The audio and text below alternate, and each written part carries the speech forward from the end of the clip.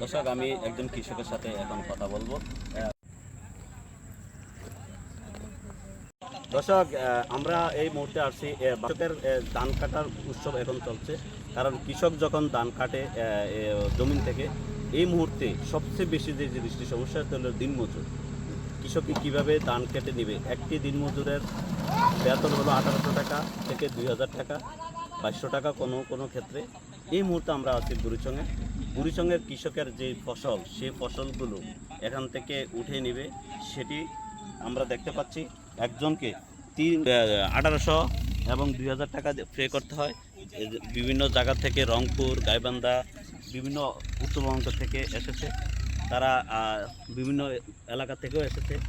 এখানে আমরা দেখতে পাচ্ছি বৃহৎ একটি জলা। সেই জলার যে কৃষক, সেই কৃষক কীভাবে এখান থেকে ফসল বাড়িতে নেবে এবং উঠাবে, একমাত্র পথ হলো তারা এখানে কৃষক যেভাবে ফসল নিয়ে যাচ্ছে অনেক দূরে, এই জলার থেকে কৃষকের বাড়ি যে দূরত্ব, সেই দূরত্বটি অনেক।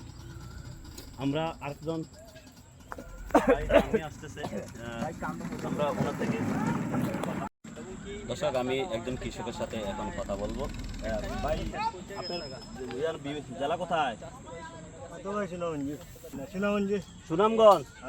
আজকে কত টাকা দিয়ে আসছেন? 1800 টাকা। ধান কাটছেন কটার থেকে শুরু?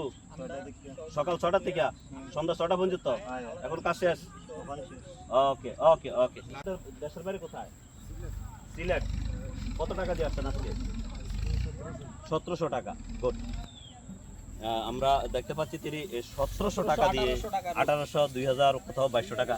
এই জিনিসটি আমরা যে সমস্যাটা, সেই সমস্যাটির জন্য কৃষি মন্ত্রণালয়কে আমরা বলবো, কৃষককে প্রত্যেক এলাকা যেখানে বড় বড় হাওর এবং বড় বড় জলা আছে, সেই জলার মধ্যে যদি কৃষক অফিস থেকে যে ধান কাটার জন্য যে মেশিনগুলো আছে, তারা যদি সহায়তা দেওয়া হয়, তাহলে কৃষকরা ফানে বাঁচবে।